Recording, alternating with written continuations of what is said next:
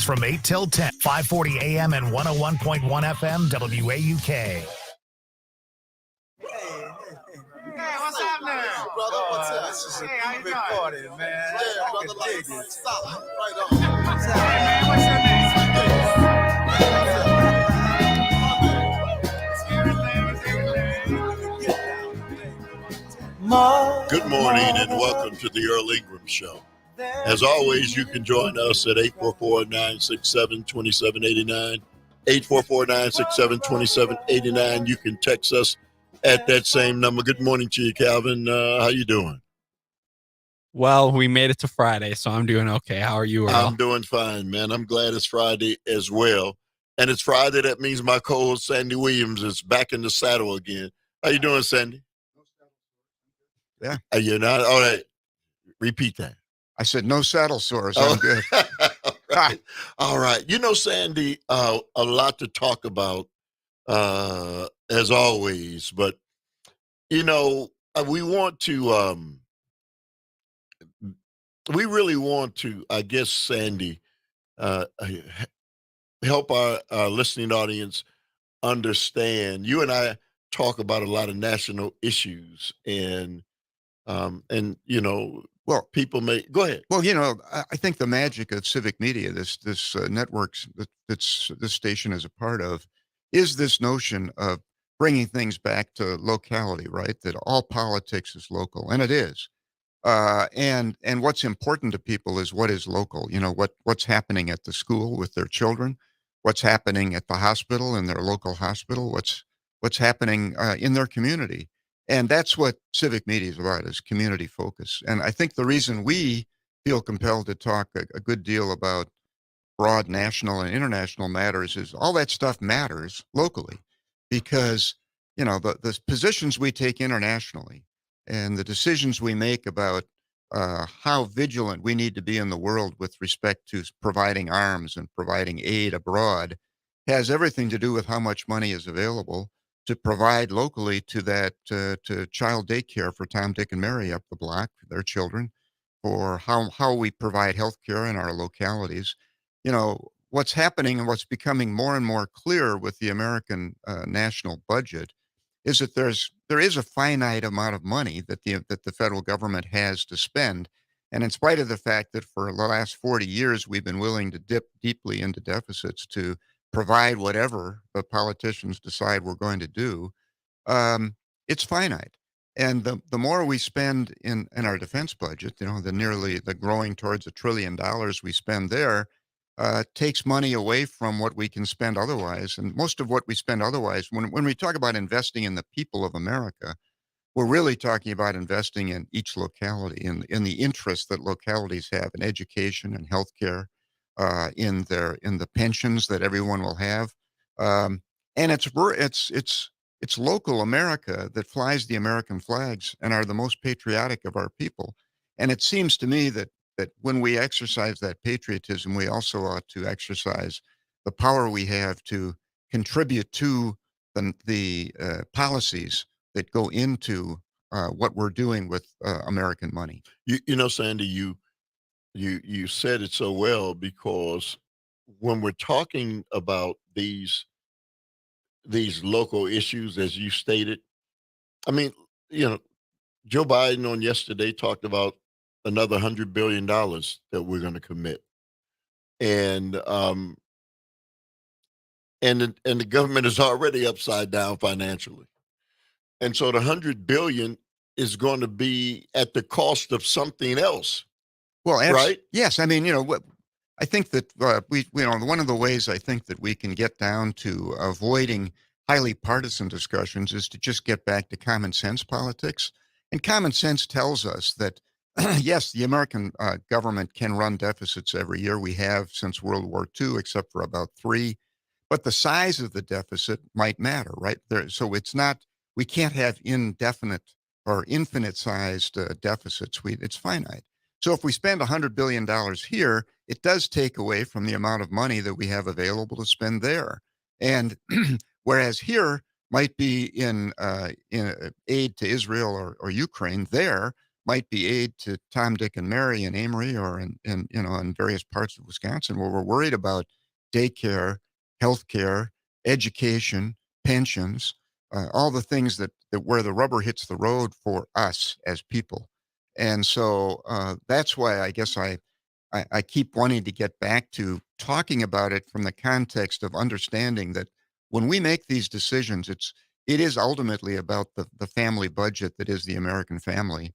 And the American family budget needs to be set up sensibly, and it needs to be a decision that's made with the input from all the members of that family. So, so when we're talking about, again, as I was listening to the president yesterday, we've got to make this sacrifice as the American people for long-term stability of our nation with these investments in Ukraine and Israel. The way he's explaining it is he understands the American people are struggling, are having a tough go of it, but you have to understand, this is what I got out of what Sure. he's saying, that we have no choice but to do this for long-term stability. Well, he can say that, but when you're asking people in this country who themselves are at wit's end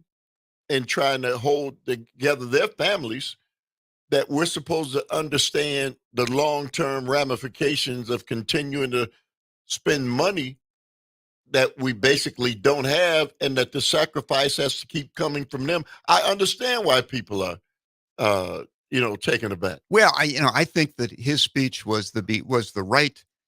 It was the notion of talking to the people about the family budget, and he was making the case for dedicating a significant part of that family budget to this money that's going to go abroad.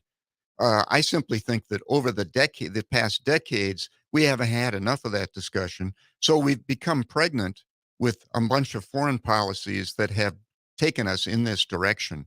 And I was encouraged in the talk that there was talk about the two-state solution for Israel, because it is true that in this period where there is a lot of aid going, there is a bunch of leverage the United States has to try and use this point in time to try and get to stop kicking this two-state solution can down the road and maybe get the parties in the Mideast to focus on solving that problem, which would be a good investment for America, because absent solving that problem, America ends up footing the bill for what ends up being the result of the So, problem. Sandy, so we asked the American people to make these sacrifices. And it's not the first time. It's always whenever there's, even if it's a proxy war, whatever it is, whenever our nation is in this kind of situation, it always asks the people to make these sacrifices. Well, the people are saying, those who are really who struggling to make ends meet, I'm not, we're not in a position to continue to make the sacrifices you're asking, unless you do something to make our lives a little bit more palatable. Is it safe to say that? Well, I think it's a twofold thing. One, I think that part of America, which is the median income people and everyone close to the median income and everyone below that, are living paycheck to paycheck. When you're living paycheck to paycheck, you don't even have time to think or wonder about our foreign affairs. You've got your head down doing whatever you can. You might be listening to talk radio or watching talk TV and getting filled with some notions about things, but you don't really have time to do independent thinking. Yeah, and you are struggling, and you're under a great deal of psychic stress, and so those people, and it's a majority of our people, are under a great deal of duress, and they need leadership in this whole area of this discussion. They need someone sitting at the head of the table who's going to help them have this discussion, and they need their local politicians to play a very active role in making sure that what the government is focusing itself on is solving the problems that America faces. And America faces problems that are all of them amplified through the localities. So every problem in America is looked at through the prism of the locality in which everyone lives. And it's from that prism that we need to begin to have our discussion. The paralysis of the Republican Congress is not responsive to this local prism. So Sandy, so it's safe to say that we're in a transition period in our nation when it comes to the American people and their futures, and so people don't see it clearly. We're no longer in control of everything, and so you always bring up China and things like so we don't control those things as much as we used to anymore. Well, but we do control. I mean, our politicians do have a big impact on it. Our relationship with China was going along kind of swimmingly for a while until we got into the tariff war with them, and all the edges began to get sharpened. And over the last 6 years, things have taken a major left turn with respect to the relationship to China. China is a major player in the world. It has a significant impact on us. The disruption of the supply chain has had a significant impact on us locally. So that supply chain, when it ran amok, and it ran amok in some respects because of our foreign affairs, it had a very direct effect in Racine and in Amory and Milwaukee and all sorts of localities in Wisconsin because of what it did to the price of things and the availability of things, which of course we're all frustrated about. And it's the policies we adopt that might have an impact on those things that we need to get input on. And in the current process, where money has so much sway in politics, where our two-party system seems to be paralyzed based on gerrymandering and extreme partisanship, until we grapple with those things, get ranked voting, install some things that have an impact on that so that Tom, Dick, and Mary have input. Locally speaking, when we look at things through that local prism, we can just be very, very frustrated about what it is that our federal government is doing with respect to us locally. All right, we've got to go to a break. 844-967-2789 is the number. We'll be right back. Right on. Right on.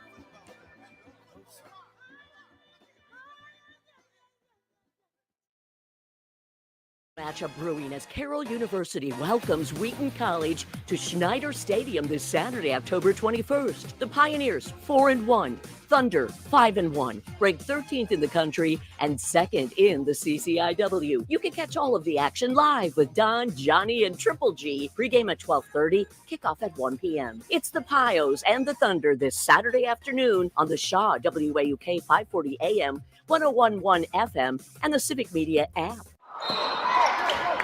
Have you noticed bad behavior has become normalized at interscholastic athletic events? Some fans seem angry. They lack civility toward one another. Some even get aggressive and unruly. Time out! What is going on? This has to stop. Let's not forget, school sports aren't just about winning. And they're definitely not an excuse to take your frustrations out on the official or the opponent. They're about teaching lessons like perseverance, respect, and empathy, so students can learn and grow as people, not just as players. We all have a role to play in setting a good example for our students and teaching them these important values. So fans, it's time to step up your game and behave positively at interscholastic athletic events in Wisconsin. This message presented by the WIAA and the Wisconsin Athletic Directors Association. Here's your updated forecast on the Shaw. Highs around 57 today, under mainly clear skies. Northwest winds 10 to 15 miles an hour. Overcast tonight. Chance for scattered showers. Lows around 41. Chance for scattered showers again tomorrow. Daytime highs approaching 56. Overcast skies. Low 50s Sunday. Warmer Monday with highs in the mid 50s and scattered showers. For Civic Media, I'm meteorologist Eric Height. Currently, it's 48 degrees. Waukesha, home of Les Paul, our awesome farmers market, and The Shaw, 540 AM and 101.1 FM, WAUK.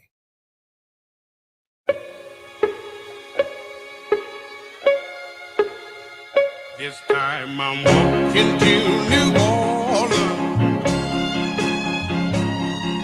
I'm walking to New Orleans. I'm gonna need to parachute when I get through walking the blues. When I get back to New Orleans, I've got my suitcase in my hand. You remember that was it? I could still do the stroll. That was an easy dance. That's what this was. There was a dance called the stroll. That's what you did. Oh, okay. That's dumb enough. Yeah. Welcome back to the Earl Ingram Show. As always, you can join us at 844-967-2789. Text us at that same number. You know, it's Friday. It means Friday is my co-host, Sandy Williams. So Sandy, it is paramount that the American people understand that you can't separate, what's going on and put it on the back shelf nationally. The old saying, all politics are local. All politics relate to local is you can look at it both ways. I mean, all politics is local sounds like the grassroots runs the show. But the fact is that in the current version of America, the grassroots is pretty far from running the show because of the impact of money in America and the process that we use to formulate foreign policy. It's pretty clearly not grassroots oriented. It's not developed at the grassroots. It's in many respects imposed on the grassroots, and it's imposed on the grassroots as a condition of patriotism. If you want to be a patriot, right, line up on these foreign policies. So I'm simply putting that on its head a little bit and saying, look, all politics is local because all politics affects localities. And therefore, we in the localities need to be very actively interested in and imposing our will upon our politicians so that the policies adopted are good for us locally. Let me ask you, Sandy.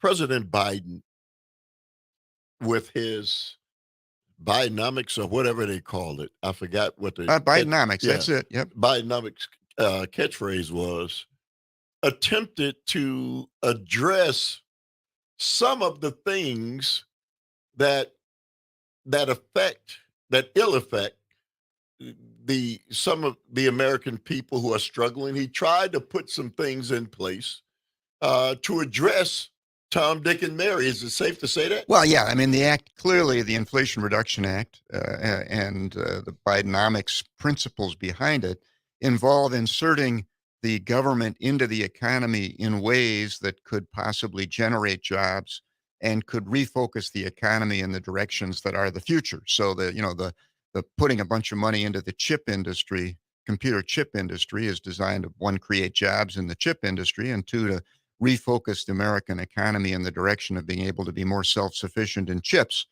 And that's just an example. There was similar things done in renewable energy, things done in job training. So yes, I think it definitely was in the right direction in terms of having a focus on. But he was accused. Local.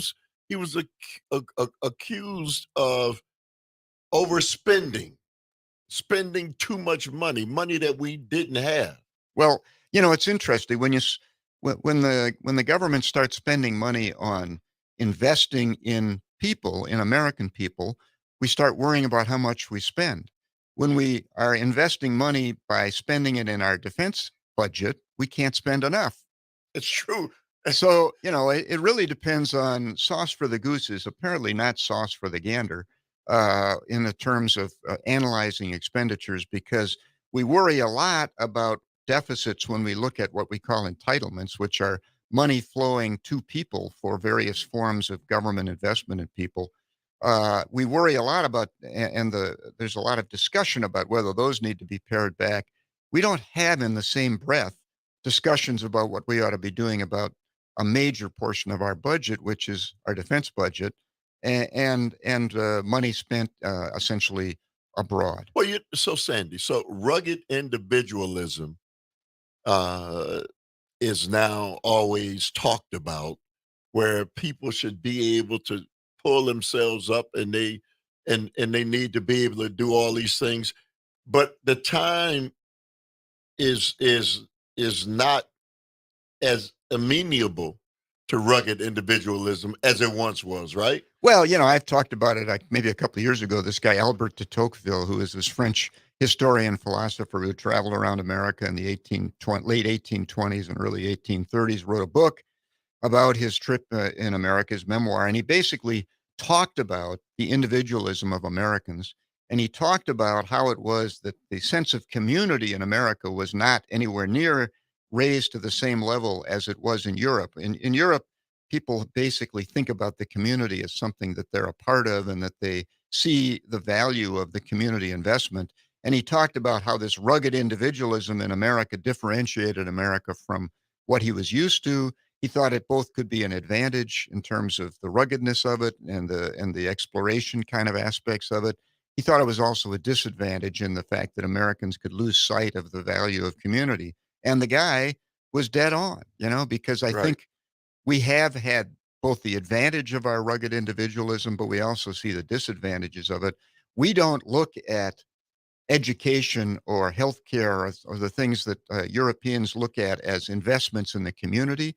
We look at it as potentially from the prism of thinking of it as a handout to an individual. People freeloading because they're getting this benefit, they're not paying for it themselves, and yet we've created through this process, this coopered together healthcare process. We've created a healthcare industry in the United States that is about twice as expensive as healthcare anyplace else. And rugged individualism be damned. We can't afford it on an individual basis, the way things have been set up. Sandy, we've got to go to a break. David from San Francisco, hang on. We'll come to you after the break. 844-967-2789. It's Friday. It's Fridays. My co-host, Sandy Williams. We'll be right back. I'm walking to New Orleans. I'm walking to New Orleans.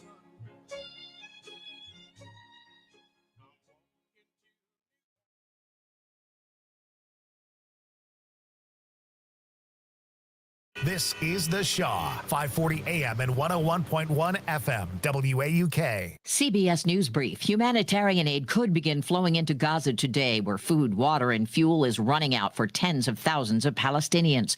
UN Secretary General Antonio Guterres visited the Egypt Rafah crossing. We absolutely need to have these trucks moving as quickly as possible and as many as necessary. Israel bombarded the Gaza Strip today, hitting areas where Palestinians had been told to seek safety.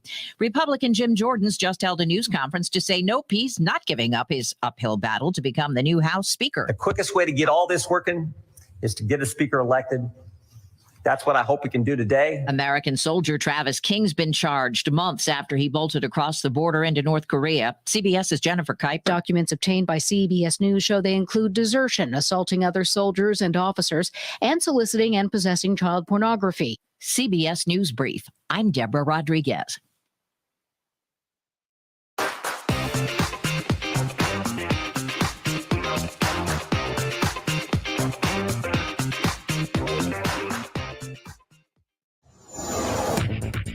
With news on WAUK The Shaw, I'm Stuart J. Waddles.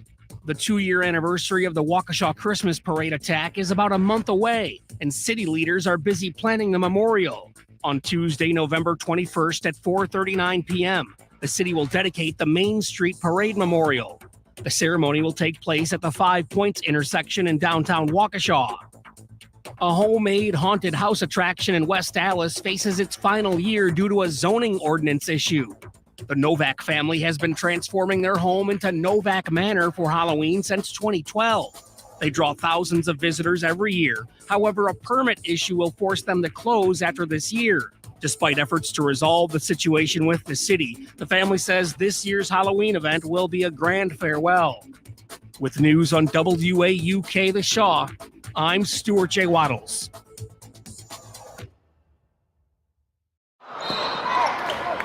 Have you noticed bad behavior has become normalized at interscholastic athletic events? Some fans seem angry. They lack civility toward one another. Some even get aggressive and unruly. Time out! What is going on? This has to stop. Let's not forget, school sports aren't just about winning. And they're definitely not an excuse to take your frustrations out on the official or the opponent. They're about teaching lessons like perseverance, respect, and empathy, so students can learn and grow as people, not just as players. We all have a role to play in setting a good example for our students and teaching them these important values. So fans, it's time to step up your game and behave positively at interscholastic athletic events in Wisconsin. This message presented by the WIAA and the Wisconsin Athletic Directors Association. Saturdays and Sundays at 1, don't miss Under the Helmet with the Gravedigger, featuring legendary Gilbert Brown and Earl Ingram. Football, life, and fun. Earl, you've been driving a Yugo. They just gave you a brand new Ferrari with turbo boost. So enjoy it, brother. Under the Helmet with the Gravedigger, Gilbert Brown and Earl Ingram. Saturdays and Sundays at 1 on the Civic Media Network and on the Civic Media app. Thank you for listening to your local Civic Media radio station on air. Now join us anytime by finding and following our Twitter, Facebook, or Instagram pages. You'll also find social media links for your favorite shows and hosts on our website, civicmedia.us.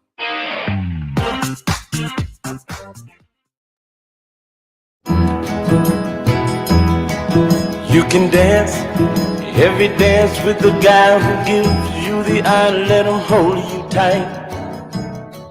You can smile, every smile for the man who held your hand neath the pale moonlight.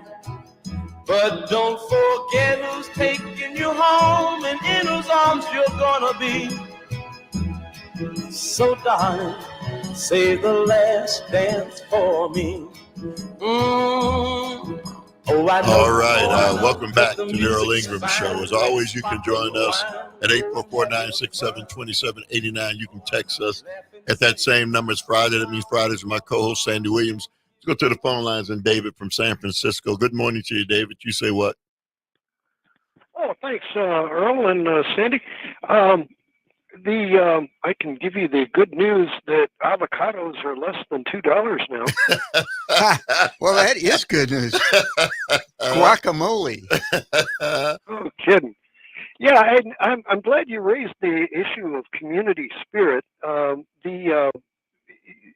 When you start looking at, when I call up the right-wing shows, and they're always yammering about how much taxes they're paying, I raised the issue of, well, taxes used to be a big pot of money that we, the people, get to use to buy ourselves something nice.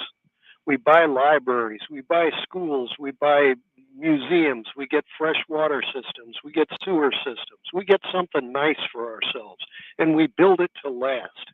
And that usually kind of slows them down, because everybody agrees they don't want sewage in the street and they want to be able to trust the water that comes out of their tap.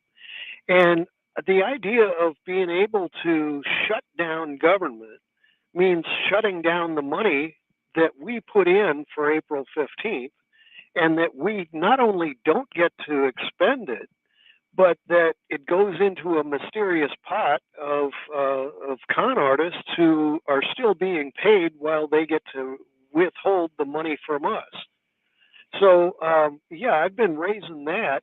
And the other thing, I'm not, you're probably aware, earlier this year, the Saudis decided that they don't want to use the U.S. dollar when they sell oil.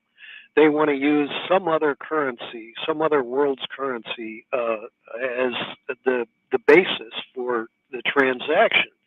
And when you start looking at, say, the old movie Goldfinger, where somebody tries to go in there and steal the entire treasury of the whole nation, well, that's what they're up to. These con artists that are trying to shut down government, that are trying to stop American spending. They're basically trying to take away our ability to protect and defend ourselves, but to buy ourselves something nice. But in addition, the International Monetary Fund it's been in effect since post World War II, and it is the world's currency, and everybody reflects their value against us. So hang on a second. So Sandy, I remember a man named Muammar Gaddafi in Libya who tried to take his oil and the oil of the African nations off of the dollar and create their own currency. And if Saudi is attempting to do the exact same thing, that's not something that's in the best interest of. Well, it isn't just Saudi Arabia, actually. Some of the biggest oil reserve countries in the world have participated in that notion. Venezuela, who we apparently are now beginning to cozy up to a bit because we're interested in freeing up their oil reserves and maybe making sure that they don't go off the dollar with respect to the use of their reserves. Venezuela has the biggest oil reserves apparently in the world. Right. But Russia, Saudi Arabia, two countries in particular who are some of the biggest oil producers in the world, are pretty hell-bent on getting off the dollar. And it's been the petrodollar ever since the period of Nixon, when the petrodollar became the mode for this purchase and sale of oil across the world, that has helped fortify the dollar as the world currency. So David's onto something. We have to be careful about the policies we adopt. And we have to begin to have, I think, consistent foreign policies and careful foreign policies, because losing the dollar as the trusted foreign exchange currency will have a massive effect on our economy, which incidentally means that our localities suffer. Because the problem with our national economy is that, yes, everything is local, but the national economy impacts each of us locally. And the things that affect our national economy have their impact in each of our communities. So Sandy, and you talked about this many times about the impact of losing the dollar as the number one mode of trade in the world. And we haven't seen pain yet in this nation. If that happens, we'll really see it, right? Well, if that happens, it will be a watershed moment in the world economy, and it will definitely be a watershed moment in the U.S. economy. Could it happen? And it can happen. I mean, everyone theoretically looks at it and theorizes that the strength of our dollar is such that it will be very difficult to have it happen. And even though there are several big economies, China being one of them, who are sort of hell bent on making it happen, and one of the bases of this sort of multipolar world that Putin and Xi talked about in the last couple of days at their meeting, is the notion that they would dislodge the world from using the dollar as the world currency. That's one of the prime indices they would have of having a multipolar world. That would have a huge impact on our economy. So when you go back and again talk about, the localities and the struggling of the different parts of this country, that will have an even major, broader impact even on the mom and pops of the world. Yeah, absolutely. I mean, one of the frustrations of us locally is that what happens to us in the national economy, it happens to us and doesn't happen through us or because of us in many respects. And so I think that what's important is that everyone in their local politics understand that the people they elect and send to the Congress and the U.S. Senate are having an impact or could potentially have an impact on our economy And that economy is going to have, it's like the weather in which we live. It feels like Mother Nature from a local standpoint, but actually we do have our finger on the scale in Congress with respect to what happens. And it is our national policies which could have an impact, so that, we've had an impact on pushing these other countries in the direction of wanting a multipolar world. And some of that has to do with the use, for instance, of economic sanctions on a pretty broad scale basis. We economically sanctioned and tried to strangle Venezuela. We're still strangling Cuba. We've Right. attempted to corner Russia. We've threatened sanctions against China. All of these things make people scratch their head and say, all these countries that might be subject to sanction, including, I think, Saudi Arabia, who's decided, hey, you know what? We'd like to get outside that boundary line. It drives them in the direction of potentially getting off the dollar. So our phone lines are open at 844-967-2789, 844-967-2789. Text us at that same number. We are certainly going to talk about what's happening with Ukraine and with Israel. But, we wanted to take a little time to try to tie that in, Sandy, to everyday Americans. Let's go to Dave from Mequon. Good morning to you, Dave. You say what? Good morning, Earl. Good morning, Sandy. To follow up with David in San Francisco a little bit, he is correct. Actually, Saudi Arabia and the UAE and there's some other new members. They're going to join BRICS. The BRICS. Yes, starting January of 2024. And if you just saw, this is what I mentioned to Earl a while ago. So, it hasn't really been talked about too much, unfortunately. But we just saw, the president of China, Xi, and Putin, and they are strengthening their relationship. And one of the dark horses, India, is also starting to trade in what they call the petro yuan.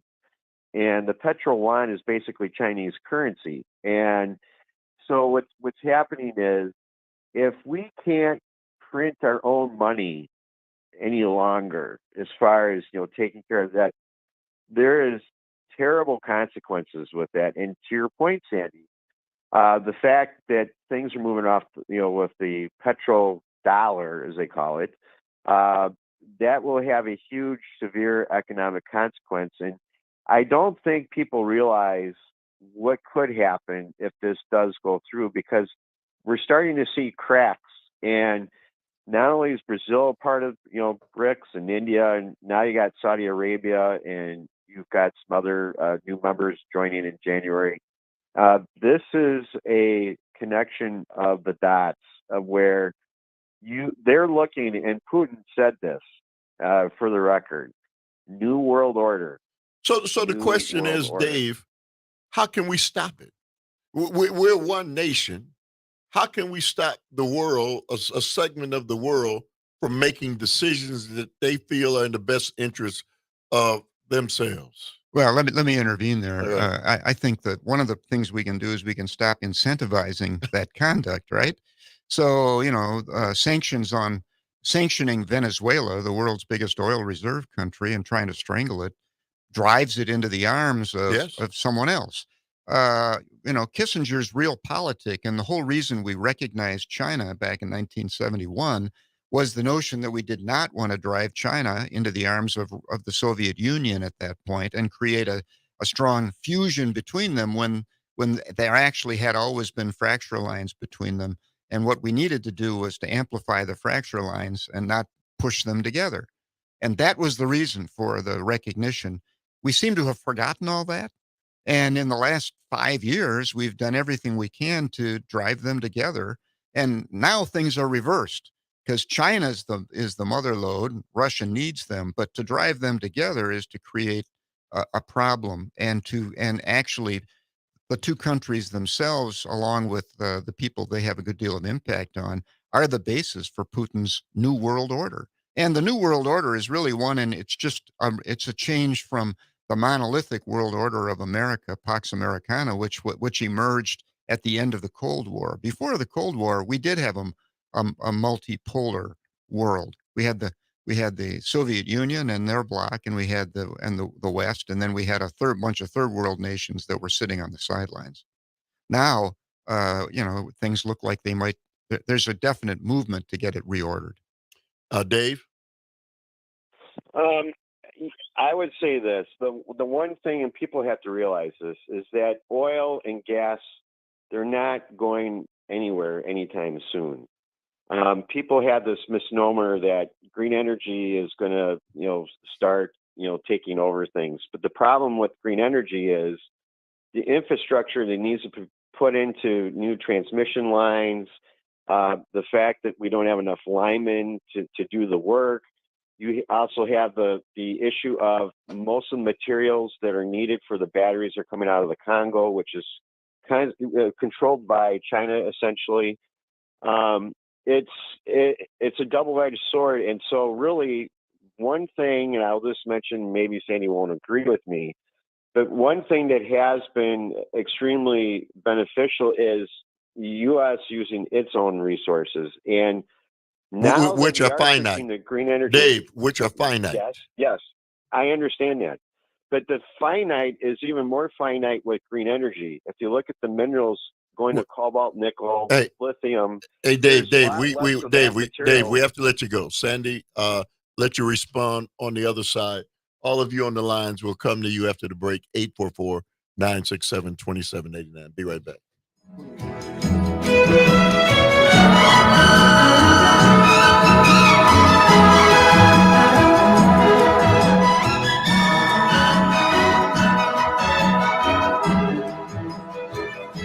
Just don't forget who's taking you home and in whose arms you're gonna be.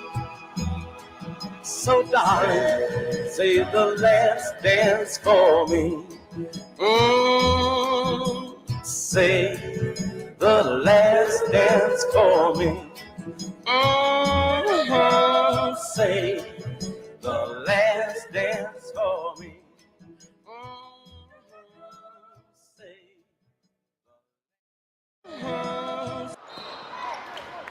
Have you noticed bad behavior has become normalized at interscholastic athletic events? Some fans seem angry. They lack civility toward one another. Some even get aggressive and unruly. Time out! What is going on? This has to stop. Let's not forget, school sports aren't just about winning. And they're definitely not an excuse to take your frustrations out on the official or the opponent. They're about teaching lessons like perseverance, respect, and empathy, so students can learn and grow as people, not just as players. We all have a role to play in setting a good example for our students and teaching them these important values. So fans, it's time to step up your game and behave positively at interscholastic athletic events in Wisconsin. This message presented by the WIAA and the Wisconsin Athletic Directors Association. Hi, we're the Goo Goo Dolls. We're fortunate that our daughters have what they need to grow and learn. But that isn't the case for nearly 13 million kids in the U.S. that struggle with hunger. Childhood hunger is a heartbreaking reality that Feeding America is working to change. Each year, the Feeding America network of food banks rescues billions of pounds of good food that would have gone to waste and provides it to families and children in need. You can help kids in need in your community by visiting feedingamerica.org. Brought to you by Feeding America and the Ad Council. Here's your updated forecast on the Shaw. Mainly clear this afternoon with highs around 57. Northwest winds 10 to 15 miles an hour. Chance for scattered rain showers tonight. Lows dip down to about 41. Cloudy skies expected. Cloudy tomorrow. Chance for scattered showers. High of 56. Low 50s Sunday. Mid 50s Monday with a chance for scattered showers. For Civic Media, I'm meteorologist Derek Height. Currently, it's 48 degrees. Broadcasting to Waukesha at 101.1 FM. Broadcasting to Southeast Wisconsin at 540 AM. This is The Shaw, WAUK.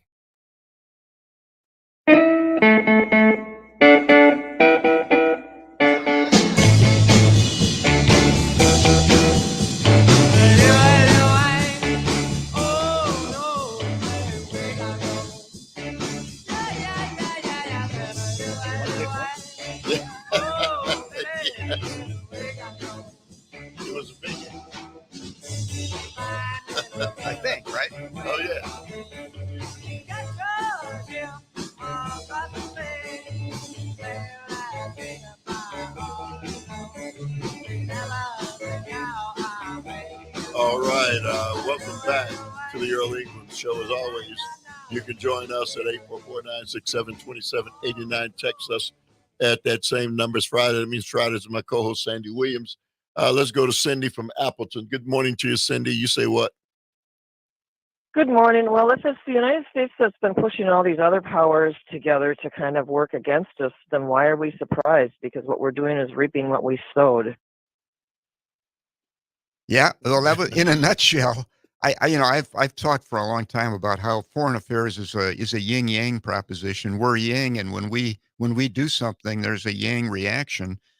Particularly if what we do smells of hostility, right? Smells of when we begin to talk about preparing for war with China, what do you think they're going to do? When we begin to talk about sanctioning various countries around the world if they don't come to heel for us, you're right. A lot of what we see is not been initiated by the other side. It's really, in some respects, an echo, a reaction to what it is we've initiated. Well, a congressman and Mike, I forgot his name, on the day before was talking about preparing for war with Iran.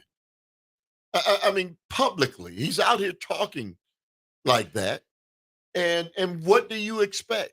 Well, they're saying, well, Iran is now looking to, get in bed with China. Well, we've got NATO. Well, of course, listen to this. I mean, we've been sanctioning Iran since 1979. We've tried to corner them and driven them into the arms of anyone who will accept them, right? So are we surprised that they would turn to China or turn to Russia? No, we shouldn't be.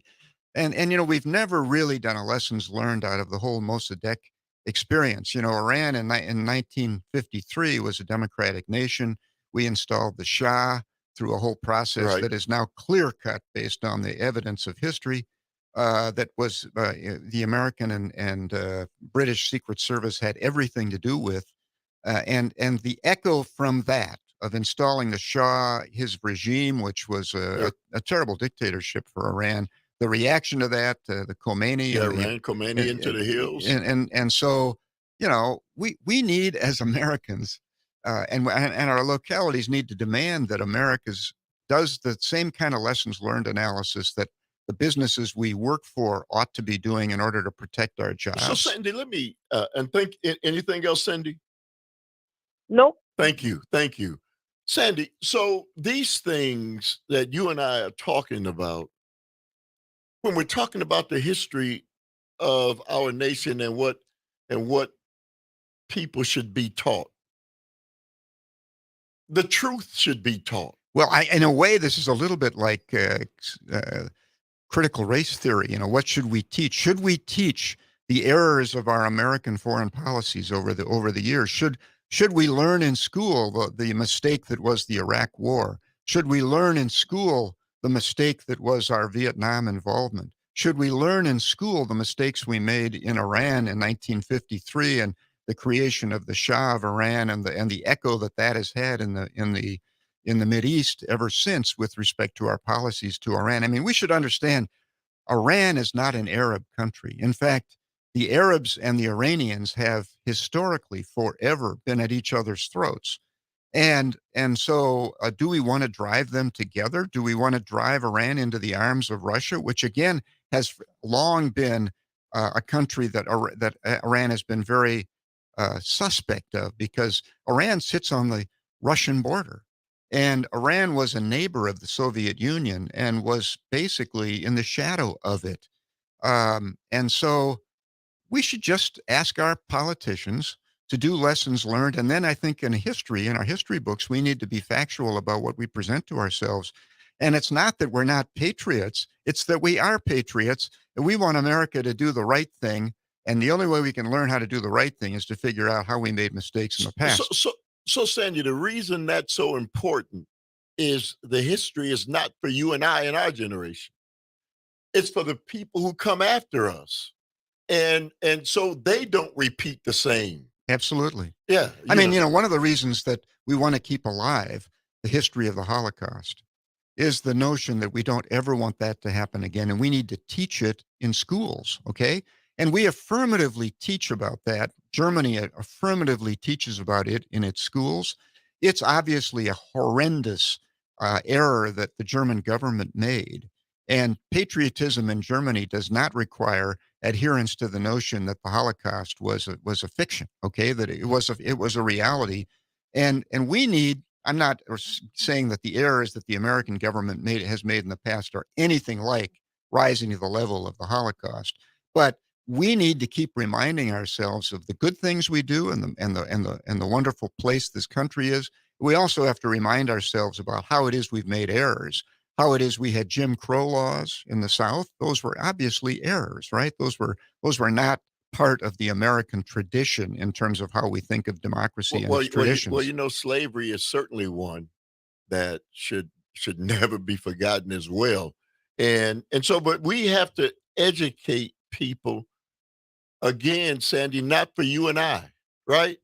It's for people who'll be here after we're long gone. They need to. That's what social studies is supposed to be. We're supposed to, every kid who goes to school is required to take social studies. And the reason is you're supposed to learn the lessons of history, yes. Right? Because one of the things that differentiates human beings from animals is animals inherit all their knowledge by instinct. Okay. They're born with the instincts. We're born with instincts. But if we were left only with our instincts, we would not learn the lessons of generations that have preceded us who have learned the hard way through trial and error about what works and what doesn't work, what works scientifically and doesn't work scientifically, what works health-wise and doesn't work. All those are lessons of history that we need to learn so that we can avoid learning only by trial and error. Because trial and error in the evolutionary sense, you know what error is in evolution? Death.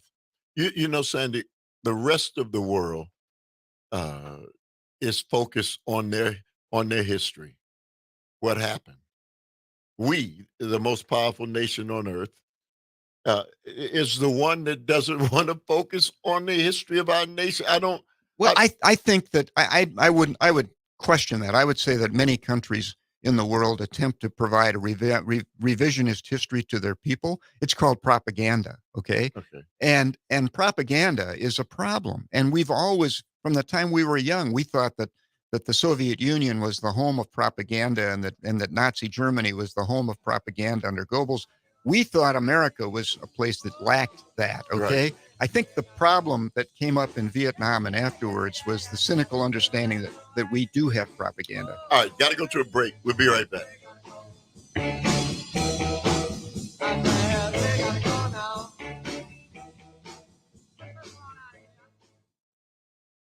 In the United States Navy, and I served overseas in the Middle East and Africa. Early on in my career, I had a commander that taught our suicide prevention training, and the very next day, he took his own life.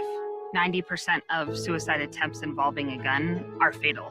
My way of continuing my service is to help protect my community by being a responsible gun owner and by storing firearms safely. Store all your guns securely. Help stop suicide. Brought to you by End Family Fire and the Ad Council. You are never far away from your favorite local radio station. We're always streaming on TuneIn and the Civic Media app, and we invite you to get social with us by following our network's Twitter, Instagram, and Facebook pages. Want even more? civicmedia.us.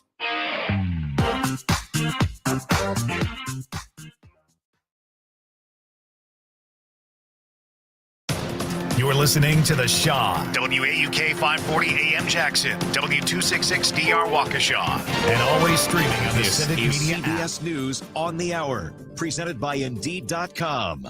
I'm Deborah Rodriguez. Days after President Biden's visit to Israel, humanitarian aid could finally begin flowing into Gaza from Egypt, where tens of thousands of Palestinians are in need of food, water, and fuel. UN Secretary General Antonio Guterres visited the border in Rafah today. These trucks are not just trucks. They are a lifeline. They are the difference between life and death for so many people in Gaza. Israel Israel bombarded the Gaza Strip early this morning, hitting areas where Palestinians have been told to seek safety. And Israel's begun evacuating a town near the border with Lebanon, which could be caught in crossfire with jihadists. Correspondent Ian Lee is in Tel Aviv. Hezbollah would make Gaza look like a sideshow. They have more sophisticated weapons, more missiles, more rockets. They're battle hardened from fighting in Syria, so they are a real formidable foe. And that's what Israel is doing. They're preparing for that. Last night, President Biden urged Congress to approve new aid for Israel and Ukraine, but it won't be possible until Republicans approve a new House Speaker.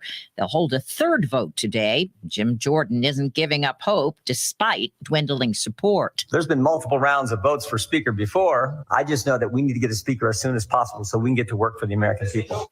If you go to the pharmacy today to look for cold medicine, you might not find what you're looking for. CVS Health will no longer sell cold and cough medications containing phenylephrine. An FDA advisory committee recently concluded oral phenylephrine does little to relieve congestion. There are nearly $2 billion in annual sales in the U.S. for decongestants with the ingredient. Jim Crisula, CBS News. When it comes to milk for toddlers, the American Academy of Pediatrics says you can't beat the real thing. The group has issued a warning. Powdered drink mixes promoted as toddler milks for kids up to 3 are unregulated, unnecessary, nutritionally incomplete, and filled with sugar and salt.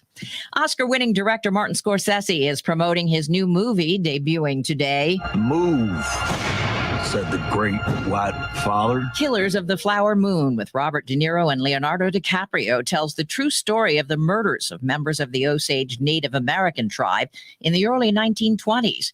Running time, 3 hours and 26 minutes.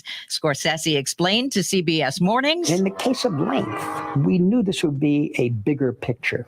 And I thought that we would take a chance. And why not give the respect to movies, cinema, whatever you want to call it, that you give to theater. S&P futures down 14. This is CBS News. If you need to hire, you need Indeed, because Indeed's all-in-one hiring solution helps you attract, interview, and hire candidates all from one place. Visit Indeed.com/credit.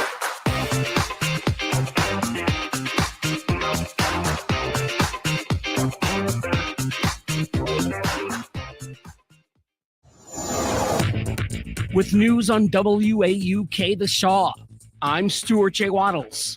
Menominee Falls High School has removed more than 30 books from its shelves due to their explicit content. The school implemented a new policy for its libraries this year, which prohibits books containing graphic depictions of sex. Among the books affected by the policy are both contemporary fantasy novels and classics like Slaughterhouse-Five and The Handmaid's Tale. A compost project is launching in the city of Waukesha. The plan is to reduce food waste by establishing a compost drop-off site, allowing people to dispose of food scraps alongside yard waste. Partnering with an organization called Compost Crusader, the program will accept various food waste items and provides a solution for apartment or condo dwellers without backyard composting options. With news on WAUK The Shaw, I'm Stuart J. Waddles. A great football matchup brewing as Carroll University welcomes Wheaton College to Schneider Stadium this Saturday, October 21st. The Pioneers, 4-1.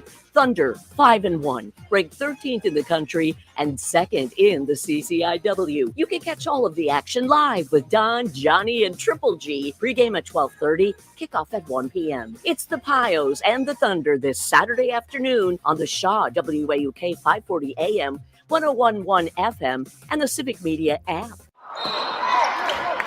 Have you noticed bad behavior has become normalized at interscholastic athletic events? Some fans seem angry.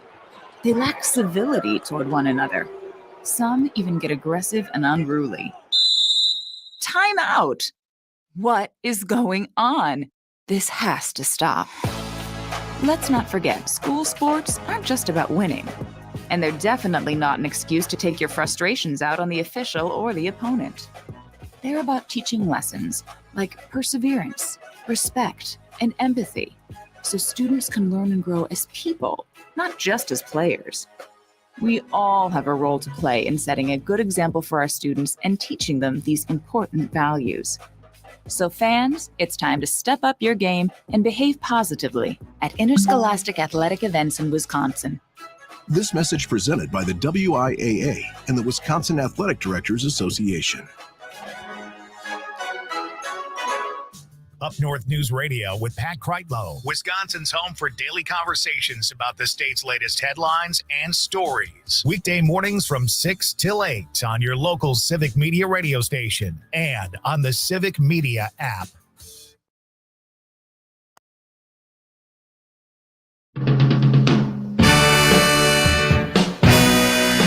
All right, welcome back to the Earl Ingram Show. As always, you can join us at 844-967-2789. It's 844-967-2789. Text us that same number. It's Friday. That means Fridays with Sandy Williams. So, Sandy, the president spoke yesterday. Let me just read a couple paragraphs quickly about what President Joe Biden had to say.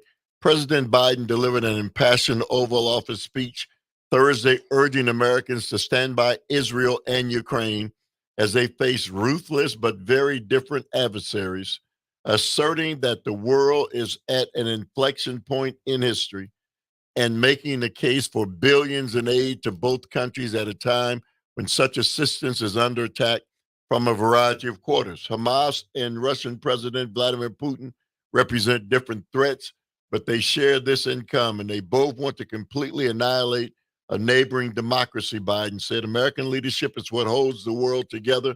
He added, American values are what make us a partner that other nations want to work with. To put all that at risk if we walk away from Ukraine, if we turn our backs on Israel, is just not worth it. Sandy, you say what? Well, I think all of this problem that we have in Congress right now with respect to unity about our foreign affairs is the result of the fact that we failed as a country to formulate our foreign affairs in the public eye and subject to public debate.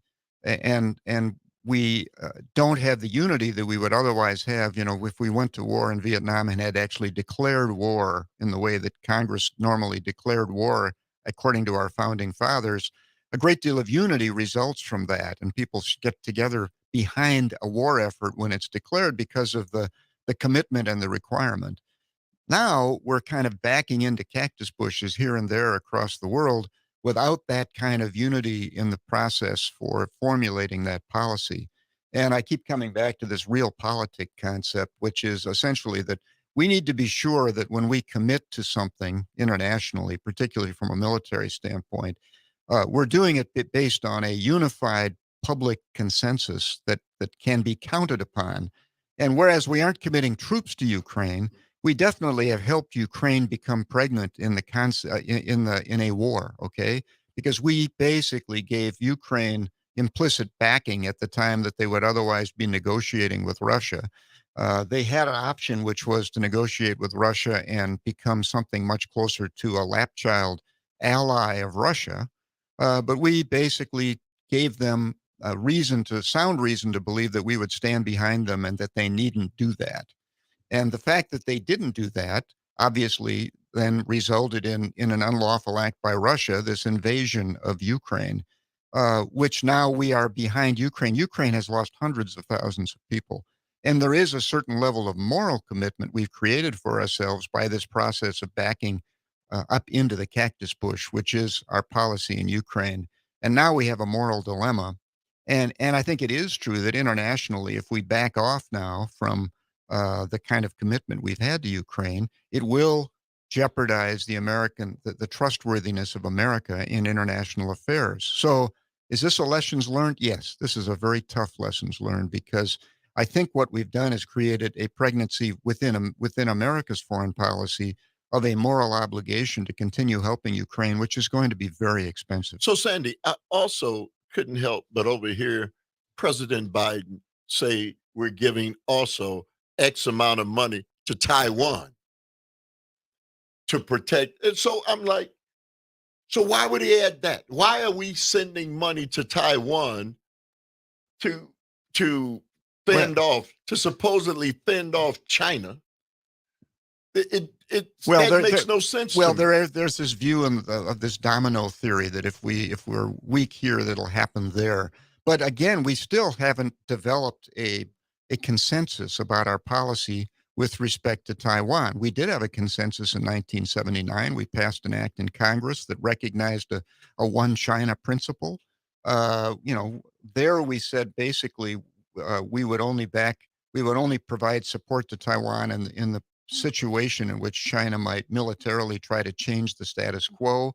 But the more we do to fan the flames of China by getting involved with Taiwan, the more likely we make it that China would feel a need to do something militarily with Taiwan to exercise its sovereignty over it. So again, this is a yin-yang thing. If we were keeping our hands off Taiwan and letting them negotiate with China as to how it is the one China principle will ultimately be solved in vis-a-vis China and Taiwan, it could happen without warfare. Well, Sandy, the point is, why are we even talking about China? Why did that even come up? It's difficult enough to deal with Ukraine and Iran. I mean, excuse me, and Hamas, and Hamas. Yeah. Then let's now turn around and add that. I mean, that to me was clearly unnecessary. The other part of all of this, Sandy, is he's leading us and he's talking about war, and you keep talking. How many different fronts are we talking about? Well, and why? Yeah, back in the day, we used to talk about a defense budget that was committed at a level that would allow us to fight wars on three fronts. What kind of a country, first of all, thinks about fighting three wars at once and plans on it? No one else in the world does. It's the reason why we spend 10 or 12 or 15 times as much on our defense as any other country in the world. But in fact, I just read that Russia's on the eve of potentially spending a record amount on their defense. They're going to reach something like $100 billion during this period of war for them. Right. Whereas we're spending in the neighborhood of $900 billion every year in and year out. So I mean, the amount of expenditure we make is exorbitant, to say the least. And our foreign policy is something that we talk about with bravado, but we don't really get down to brass tacks and have the tough discussion about it, particularly one that's enlightened by people who are highly seasoned. And my only concern about our current president is that he does come out of the neocon kind of concept of the Pax Americana and the ability of America to, in fact, his speech yesterday was all about America needing to be the savior of the world, essentially. And of course, being the savior of the world is a very huge project and a very expensive one. So we're part of NATO, okay? And so the rest of NATO is not saying this is what we're going to do. They're not making those commitments. Well, they are with respect to Ukraine. Yeah, right. But with respect to China, no. And there are people in Southeast Asia who are worried about China. But China is reactive to the West, and the West is reactive to China. And we have to understand that this is a dynamic that can be moderated, and something like détente can slow this way down. We learned that in the Cold War. We went through a period of about a 35-year détente with the Soviet Union that saved both sides quite a bit of money. So NATO is not committed to Israel as we are. So we now alone have this commitment to Israel. So we're committed to that. We're committed to now Ukraine. If something else happens with another NATO ally, again, we're committed to those kind of things.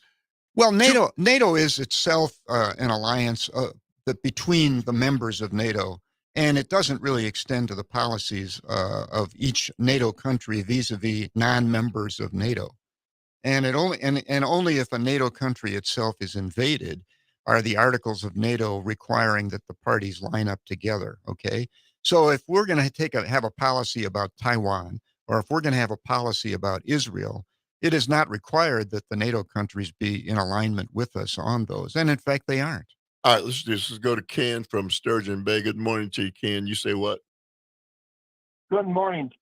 I'm just looking at some stats here. The U.S. has given Ukraine $42 billion. The rest of the world has given $17 billion.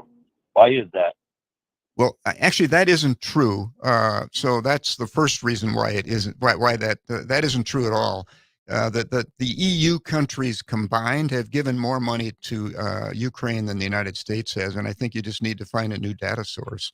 But we have given a bunch of money to Ukraine, but the money flowing to Ukraine and the ad flowing to Ukraine has been a unified effort. The United States has given more than any other single country by quite a bit. And you might be looking at that comparison. 17 might be the largest number that any single country out of the EU has given Ukraine. But I think you'll find that if you look into data, the EU in total has given more money to Ukraine than the United States by quite a factor, in fact. I think. So President Biden is talking about $60 billion this time around to Ukraine, $40 billion to Israel. And wait, no, those numbers can't. I'm sorry, but White House officials have been considering a package that could cost as much as $100 billion. This is the Washington Post this morning. Although that figure remains in flux, according to the people briefed on the matter. $60 billion to Ukraine, $40 billion to Israel. Oh, so $60 billion more to Ukraine. Yes. Oh, and the 40, I'm sure, involves the Gazan relief as well, probably. You're talking about, $100 million. Million. To Gaza. Outside of that $100 billion that they're talking about, there's $100 million going to the Gaza, going towards the Palestinian relief effort. So, we're in a quagmire, Sandy. Is it safe to say that? Well, financially, I mean, we should understand that dollars that large, if we look at it through the local prism again, $100 billion would fund child daycare across the country. Okay, it would fund a variety of things that we need locally. So we should understand that there is a trade-off here, and that the policies we undertake that involve a great deal of money being expended abroad does have an impact locally. And I'm not saying we shouldn't expend that money, but at least when we have a budget talk at the dinner table, we ought to be talking about the priorities and what the implications of spending here are. If this, then that, if this, then not that, kind of a conversation. Well, and especially when we say we can't afford those things. Yes. But then we turn around and find the money for this. Got to go to a break. 844-967-2789. It's Friday. That means Friday's my co-host, Sandy Williams. You can join us. We'll be right back. Just you and I. Nobody around, baby. Just you and I. All right. You know what? I'm gonna hold you in my arms. Just you and I. Oh, yeah. In the midnight hour. Oh, baby. In the midnight hour.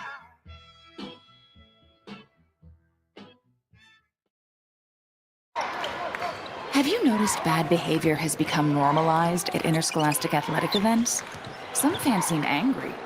They lack civility toward one another. Some even get aggressive and unruly. Time out! What is going on? This has to stop. Let's not forget, school sports aren't just about winning. And they're definitely not an excuse to take your frustrations out on the official or the opponent. They're about teaching lessons like perseverance, respect, and empathy, so students can learn and grow as people, not just as players. We all have a role to play in setting a good example for our students and teaching them these important values. So fans, it's time to step up your game and behave positively at interscholastic athletic events in Wisconsin. This message presented by the WIAA and the Wisconsin Athletic Directors Association. Timeout. All right. Remember, we're a team that plays together. Listen, the winning will take care of itself. We just have to get everyone involved. In interscholastic sports, we celebrate what makes every one of us unique. And in the pursuit of a common goal, everyone in the huddle, in the bleachers, and in the community comes together. This message presented by the WIAA and the Wisconsin Athletic Directors Association. Here's your updated forecast on the Shaw. Mainly clear this afternoon with highs around 57. Northwest winds 10 to 15 miles an hour. Chance for scattered rain showers tonight. Lows dip down to about 41. Cloudy skies expected. Cloudy tomorrow. Chance for scattered showers. High of 56. Low 50s Sunday. Mid 50s Monday with a chance for scattered showers. For Civic Media, I'm meteorologist Derek Height. Currently, it's 48 degrees. Your home for the Devil's Advocates. Weekday afternoons from 4 until 6 on The Shaw, 540 AM and 101.1 FM, WAUK.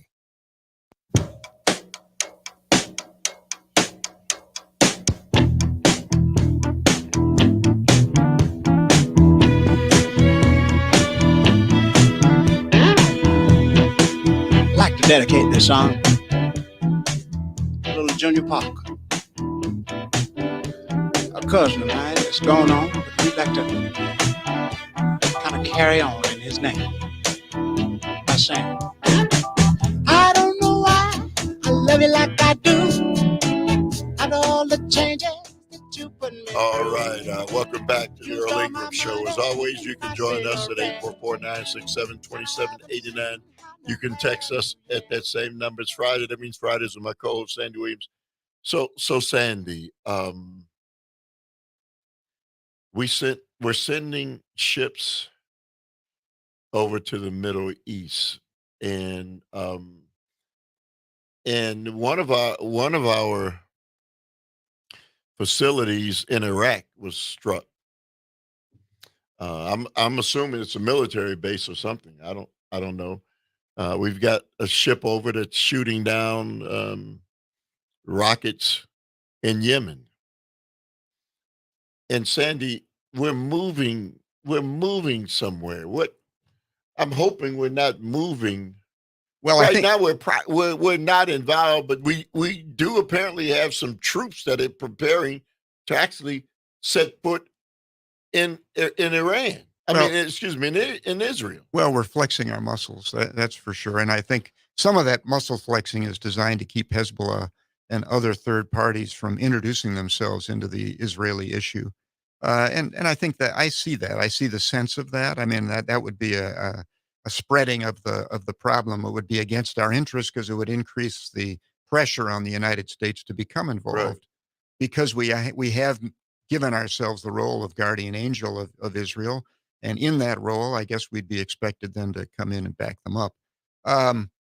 But I think the problem, again, that we have with international affairs and with the notion that a significant percentage, a growing percentage of Americans are questioning how much support we're giving to Ukraine, is the fact that we need to formulate our foreign policy in the public eye and get consensus about it. And we've gotten used to the notion of the presidential exercise of his powers, his presidential powers to use military force in the situation of American emergency. And we've expanded essentially the definition of the kind of emergency that America has that allows us to use our troops and to send our money for military purposes around the world without building the consensus that is important. Because when you set about a policy that has a long-term consequence, like, for instance, supporting Ukraine in a war, it's that the support of Ukraine needs to be throughout the entire conflict, because if you pull the plug on support to a country in the middle of their war, you've essentially determined the outcome of the war. You know, Sandy, Lebanon is now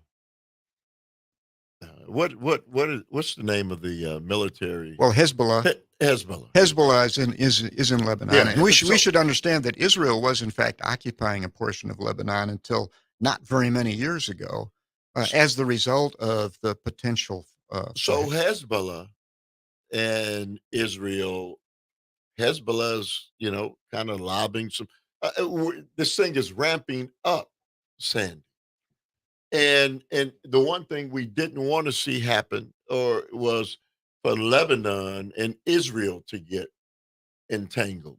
And now it looks like slowly but surely they're becoming entangled, and that this thing could really balloon and blow out of proportion quickly now. Well, I think so. And I think, to me, the thrust of the American policy, if I read through the words of the Biden speech to the background behind it, is that we'd like to create pressure for a ceasefire to occur rather quickly, and one in which Hamas would be defanged of any power in the Gaza, and which might, however, lead more promptly to a two-state solution. Because whereas when this war began, I was in despair thinking this is going to push off forever the potential for a two-state solution. And now I look at it through a different prism. And as I look at it today, I think, the situation is so acute that this might be the situation in which Israelis, as well as Palestinians, would decide that it was time to memorialize a two-state solution, because a two-state solution guaranteed by the world to both the Palestinian state and the Israeli state would neutralize the problems of Hezbollah and others in the Mideast, and would essentially lance what I consider an international boil, which is essentially the situation right there. Sandy, the more you look at this, and clearly Hezbollah and so Iran is now saying you're pushing too far. Israel, warning Israel, and the United States is warning Iran, and this thing just is not getting solved. Well, the complexity of the Mideast just cannot be underestimated. And, we currently have a fair amount of leverage with respect to Iran, where, there is the potential for reaching an accord with Iran that would reduce sanctions on Iran, which would neutralize their interest in supporting the terrorist acts of the likes of Hezbollah, which could, in fact, potentially bring Iran into a process that would support a two-state solution. There's lots of things at play in the Mideast. And my hope is that Blinken is doing an able job of pulling those various levers, because whereas this looks like a terrible situation right now, it might actually be a situation of huge opportunity because of its acuteness. And it could be a time when we could resolve a number of issues. And one of them would be to bring Iran to bay and to bring them into the fold, closer to being in the fold, which would have a lot of impacts, not only in the Mideast, but, they're a huge oil supplier, and they're a significant part of the Russian strategy with respect to international oil. All right, we've got to go to a break. 844-967-2789 is the number. We'll be right back.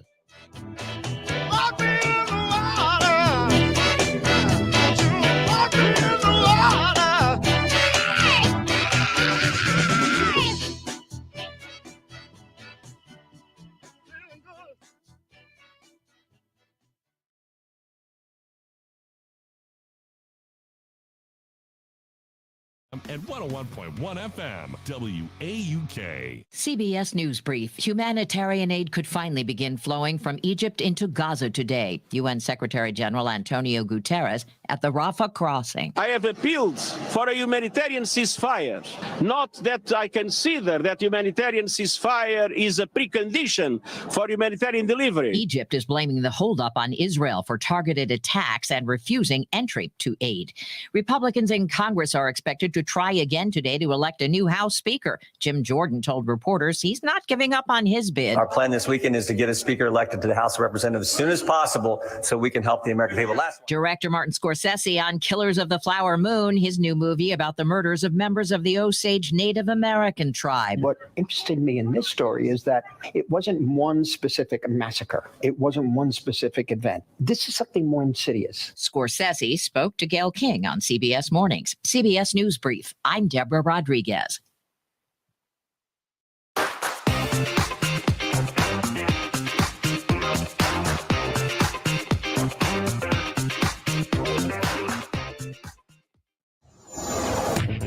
with news on WAUK The Shaw. I'm Stuart J. Waddles. A funeral visitation is scheduled for next Saturday for Tom Tarasca. The Hall of Fame coach from Arrowhead was killed this week in a car crash in Merton. The visitation on the 28th starts at 10, followed by a massive Christian burial at 2, with a private family burial. In 2009, Arrowhead High School paid tribute to his contributions by naming its football and track stadium Tarasca Stadium in his honor. His achievements include a record-breaking coaching stint with 4 championship teams and the most appearances in the WIAA Division I state football tournament. Pete Schwaba, Civic Media News. BMO Bank is set to cut 44 positions at its downtown Milwaukee location. According to the Milwaukee Business Journal, the company cited changing business needs as the reason behind the layoffs. With news on WAUK The Shaw, I'm Stuart J. Waddles. Have you noticed bad behavior has become normalized at interscholastic athletic events? Some fans seem angry. They lack civility toward one another. Some even get aggressive and unruly. Time out! What is going on? This has to stop. Let's not forget, school sports aren't just about winning. And they're definitely not an excuse to take your frustrations out on the official or the opponent. They're about teaching lessons like perseverance, respect, and empathy, so students can learn and grow as people, not just as players. We all have a role to play in setting a good example for our students and teaching them these important values. So fans, it's time to step up your game and behave positively at interscholastic athletic events in Wisconsin. This message presented by the WIAA and the Wisconsin Athletic Directors Association. Why are interscholastic sports called the last classroom of the day? Because they teach students important life lessons like teamwork, accountability, and perseverance. School sports are so much more than a game. They're about developing the whole person. That's why they're an essential part of every student's education. Encourage your student to participate in the last classroom of the day. Interscholastic sports in Wisconsin. This message presented by the WIAA and the Wisconsin Athletic Directors Association. You are listening to your local Civic Media radio station on air. Thank you. Did you know we are always streaming on TuneIn and the Civic Media app too? And if you miss a show or game, find it wherever you get your podcasts or on our website, civicmedia.us.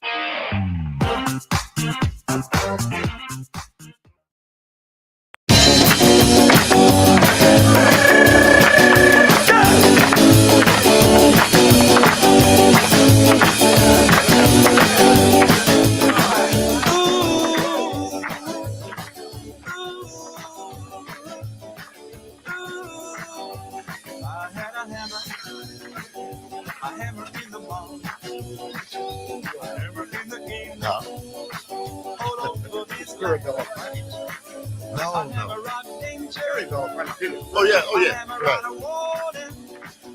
I have my body between my brothers and my sisters. All over this land. All right, welcome back to the Earl Ingram Show. As always, you can join us at 844-967-2789. Text us at that same number. It's Friday. That means Friday's my co-host, Sandy Williams. Let's go to Tom from West Dallas. Hey, good morning to you, Tom. You say what? Good morning, gentlemen. I have a little lengthy question here that I'm trying to wrap my head around. And a little added from what was just said before. The Republican Party, or a bunch of them, want to cut funding for the Ukrainian war. That's correct. But Hamas is funded by Iran, which is friends with Russia. Now, with all the white supremacist, anti-Semitic Republicans, why are the Republicans all behind fighting Hamas, which is Iranian, then Russian-backed, and against money for Ukraine? And I really think you gave me an idea of it the other day when we were talking about religion, and that they're Muslims and Ukrainians aren't, and therefore the Republicans rather fight the Muslims, maybe. And the other quick one is Biden said 100 million to Gaza, and we're now freaking out about the $6 billion that was supposed to go to Iran, but it isn't going to Iran. It was just for humanitarian aid for Iran, which was going to be controlled by a different country where that money was getting funneled. Aren't these Republicans going to start saying we're going to give this money to Hamas or to the Gaza Strip? Isn't that money going to now get funneled into weapons of war? Hey, Tom, you got your thinking cap on this morning. Go ahead, Sandy. Well, first of all, how Hamas is funded, they undoubtedly do get money from a variety of sources in the Mideast. I think there's always been a question as to the variety of countries, which might include, wealthy people in Saudi Arabia as well. So they are funded from outside of the Gaza. There's no doubt about that. And some of that funding undoubtedly flows from Iran. The connecting all the dots between the billions or what have you, and also the question of whether we seem to vote and feel differently about fighting people who are of a different culture than ours. I suspect there is some truth to that. I mean, it might be that we find it easier to fight an enemy in the Mideast than we do to fight an enemy in the midst of Europe.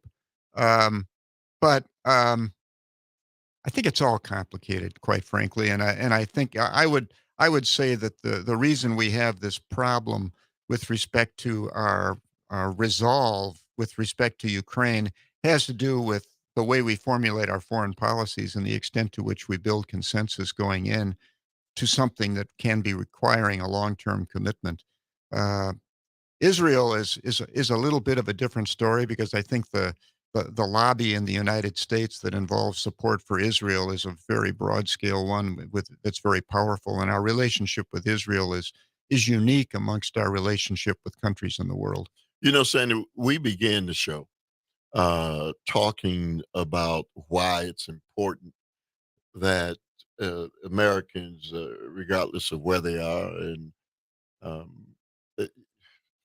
that national and international politics play a role in their lives and impact and affect things that happen to them on a daily basis. We've certainly spent the last hour of 45 minutes delving down that road. We began by talking about Tom, Dick, and Mary and what it is and what they're looking for and what they need from our government. And so I want to end the show today going back to Tom, Dick, and Mary. And after we've now interjected the international aspect of what's happening, how that's a correlation, how it ties in, and that the American people have to be aware of both things, right? I mean, well, they certainly do. I mean, we now have a volunteer military, and I'm confident if we looked in the demographics of our military, that a disproportionate number of our military come from Tom, Dick, and Mary, from localities that are not urban, not super urban areas, but actually the more rural localities around the country. So we're sending our young soldiers off to war, and the wars that we send them off to, or the wars we risk sending them off to, ought to be carefully considered. And the money we expend towards that, and the money we expend in furtherance of our foreign affairs, obviously comes from a finite pool. If nothing else, it increases the deficit, and we're all becoming increasingly aware of the finite size of the deficit that the United States can afford to have. So, yes, I mean, our local audiences ought to be very interested in the things that affect them, okay? And the things that affect them are not just the local government policies, which are very important to them, what happens at the school board, what happens at the city council, but the money that comes to those areas for child daycare, for our healthcare system. These things touch all of us, and they touch all of us, some of us most acutely in our rural community areas. And the ability to deal with those problems adequately is substantially affected by our international policies. And those dollars that you're talking about come from the national the federal government. Yes. Yes. And so your local elected official it's I think more critical that we understand that relationship. So when we elect people, we really need to be cognizant of who they are, what they bring to the table. Sandy, is it safe to say that? Well, yeah. I mean, about a year ago, I think I started talking about the median family in Wisconsin, Right. a $65,000 two-income earning family, living paycheck to paycheck, whose total cost, if you include healthcare premiums and taxes and what have you, consumes every dollar of that 64,000 and leaving them short, unable to save money for a future, unable to afford a significant healthcare problem if they've decided to have a very low, the lowest possible cost healthcare insurance, which incidentally isn't low cost. It's in the $10,000 to $18,000 a year range for lowest cost kind of healthcare coverage. And so those, Tom, Dick, and Mary, we, the families of Wisconsin, living paycheck to paycheck in our communities, need to be worried about our healthcare, our education, our child daycare, the things that the reasons we send our money to government, like was discussed by a caller earlier, so that they can so we can assemble that money and have the nice things that we need for ourselves, like education for our children, like healthcare for our children, like adequate retirement for our futures. These things need to be addressed, need to be worried about at the local level, because locality that's where the tire hits the road. Let's go to CJ. Good morning to you, CJ. You say what? Good morning, Earl and Sandy. Just about the cost of stuff. Remember how the president was warned about all the spending and was going to cause inflation by Larry Summers. Hey, CJ, hold on, CJ. Earlier in the show, I spoke about the fact that Tom, Dick, and Mary were in need, and part of what President Biden spent money on was trying to come to the rescue for Tom, Dick, and Mary. So the money that people want to say he spent that we didn't have was because Tom, Dick, and Mary, Sandy, correct me if I'm wrong, were in need. Well, I think there's been an effort to try and provide support. I think the part of Bidenomics was to focus on that. I think that CJ, we go down this road so often about talking about inflation and costs and deficits, and the fault lies at the feet of both parties, and very significantly at the feet of the Republican Party. The size of the deficits experienced under Trump were record breaking. He accounts for a quarter of the total federal debt right now, based on the 4 years of his presidency. But rather than finger pointing, what we're talking about today is really more just the question of what is the importance of whatever policies that we adopt might be to us in our localities. And we're talking in recognition of the fact that there are finite dollars to be spent, finite deficits to be experienced, and we're encouraging all of us locally to participate in figuring out then how we allocate our money, how much we should allocate to our defense, how much we should allocate to our various programs. And that's really what we've been trying to talk about here. And we're not, at this point at least, I think, interested in a finger pointing process about that. But are you in concurrence that we need to be worried about, from a local standpoint, the issues that come back and affect us, and in particular come back and affect us as median families who are living paycheck to paycheck and having trouble with our health care, with our child daycare, et cetera? Every day I go to the grocery store, I'm worried. Every day I put fuel in my vehicles. Well, your fuel bill has been going down recently, CJ. So, I mean, fuel is a commodity.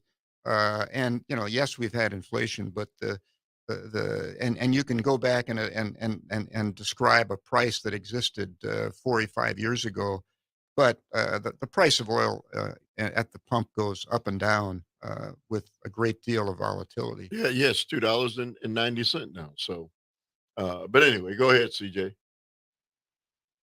Well, the cost of everything, again, the finger pointing is done only in one direction. And then when I try to point out facts, Sandy says that I'm being finger pointing. Well, the mere fact, we are safer and more prosperous. All right, CJ, thank you very much for the call. All you can do is try. And so we have to, it's what we've got to fix, Sandy. We've got to fix that.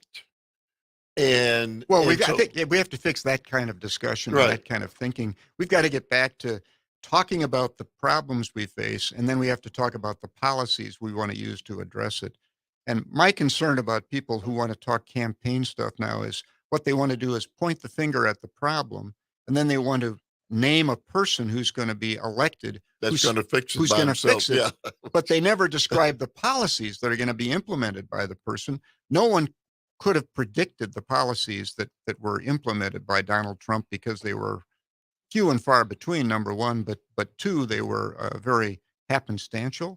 And currently, if you listen to speeches on the trail, you hear nothing about policies other than attacking the deep state. Tom, quickly. First off, we the people ultimately are the government, and we must never forget that. I got that talking point down, just like CJ's got his talking point down, but I think mine's a more unifying voice.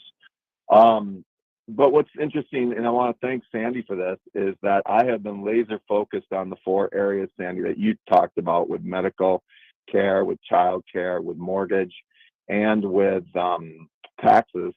To each person that I meet, and asking the question, what are we supposed to do? Earl came on the show a month ago or so, and I want to thank Earl for actually pointing out where the debt and deficit has all gone. Hey, Tom, we got to go to break. We'll be back. Yeah, 844-967-2789. We'll be right back.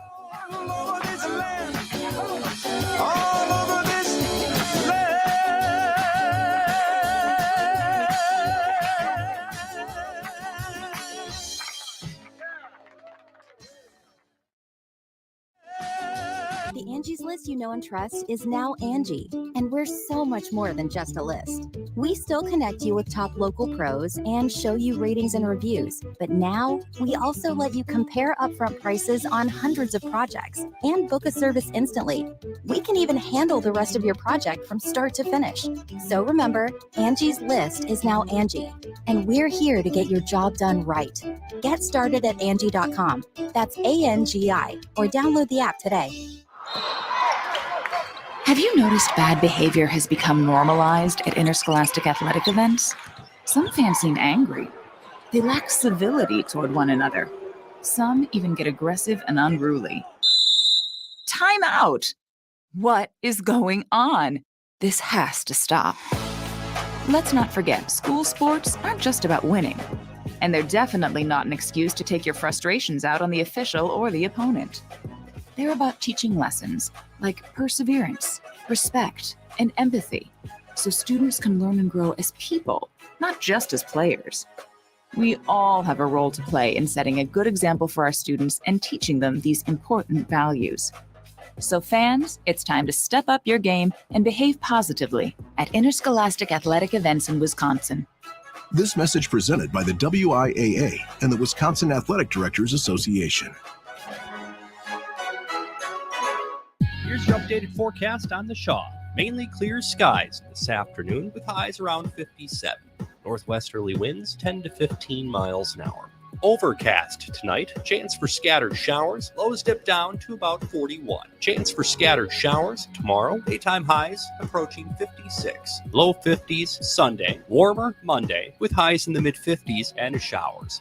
For Civic Media, I'm meteorologist Derek Height. Currently, it's 48 degrees. Your home of the Earl Ingram Show. Weekday mornings from 8 till 10 on The Shaw. 540 AM and 101.1 FM WAUK.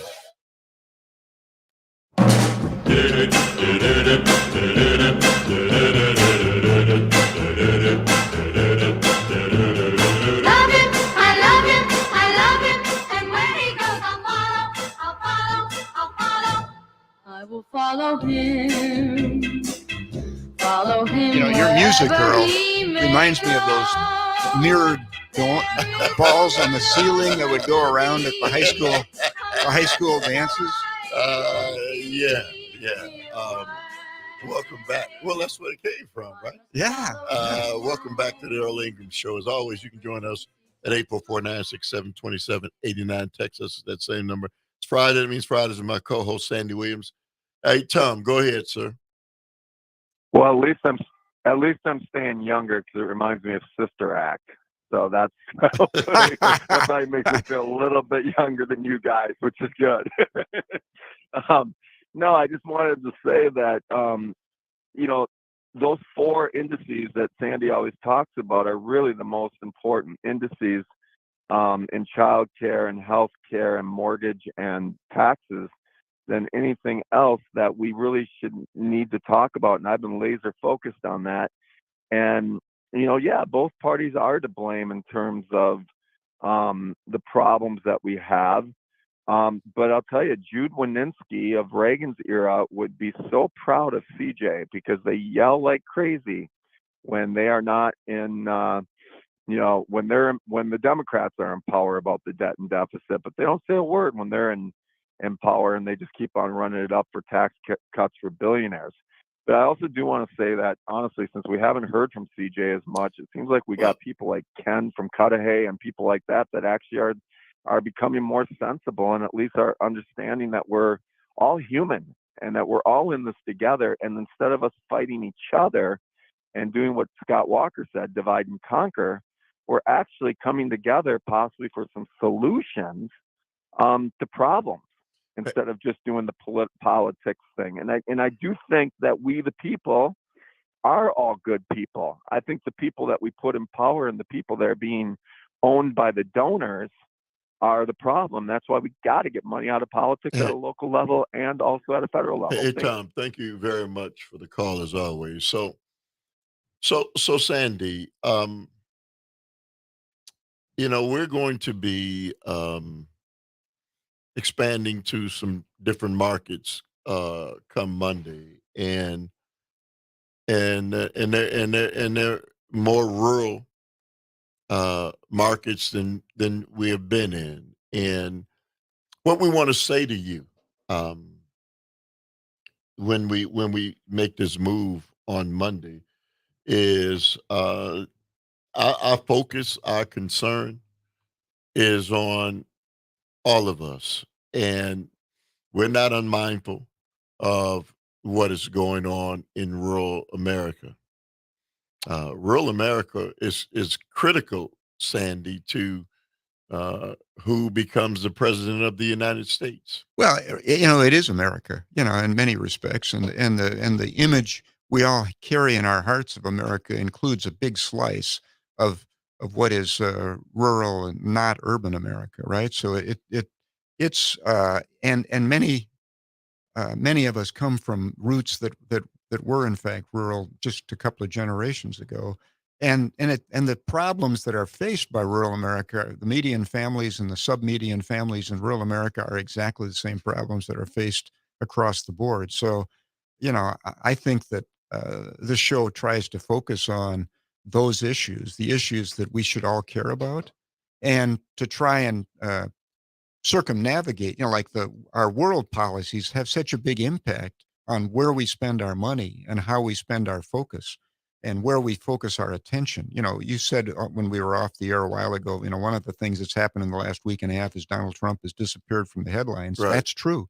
But also what's disappeared from the headlines over the past weeks has been child daycare, healthcare, the things that actually, Tom, that we all worry about at home, paying our bills, saving our money for retirement, facing illness when it's in our family, paying for the education of our kids, having daycare and preschool education for our young children so that they can do well when they get to school. All these things are really important. And I think from my standpoint, the mission of this show is to keep us focused on the things that impact that, many of which are unfortunately our world affairs and the way we've decided to allocate our money. And Sandy, I have to say that right here at home in Wisconsin, Governor Evers has been pushing for money for child daycare. And so, and he's been pushing, and there have been people who are pushing back and saying no. And so he's found some funds to at least tide or hold that over until they can find some real funds to make sure that happens. And so people should be cognizant who's pushing against that. Well, the median family in Wisconsin, meaning that half the families in Wisconsin are below this income, but at the median, close to the median, and below the median, you know, that if you have 1.5 children, which of course none of us have, but that's the average, and they need child daycare, you're spending $16,000 to $18,000 a year for private child daycare, which isn't available to you on a public basis. If it was available to you on a public basis, you'd have that money currently. And you need that money because that median family has 2 breadwinners, not one. Both parents are going off to work every day. And so things like daycare really matter locally. And the availability of it really matters to the families in Wisconsin that are struggling to pay their bills. So I would say to those people, whether in rural America or in the urban centers, there's one side that clearly is pushing for that. And there's another side that is saying we can't afford that. And so, you know, when you vote, your best interest, your own self-interest should come into play, isn't it? Well, yeah. I mean, my view is that civic media, what we talk about, you and I, Earl, what people talk about politically ought to be the dinner table of the median family in America and the people below the median and above the median, what they're worried about and what they need, okay, what government needs to provide to them. And that conversation would be a lot different than the conversation that's currently being had politically, because at the very top of that would be the money we need to spend on our children, our infants, preschool children. I mean, the data is clear that preschool daycare and preschool education is fundamentally important to the success of an individual throughout their adult life. And what we need to invest in is the success of all of our citizens throughout their adult life. Sandy, well said. I want to thank you again, as always. You and I will reconnect on Monday with a broader listening audience. Thank you, Calvin, as always. Thank you to the listening audience. Have a great weekend. We'll see you on Monday. Follow him wherever he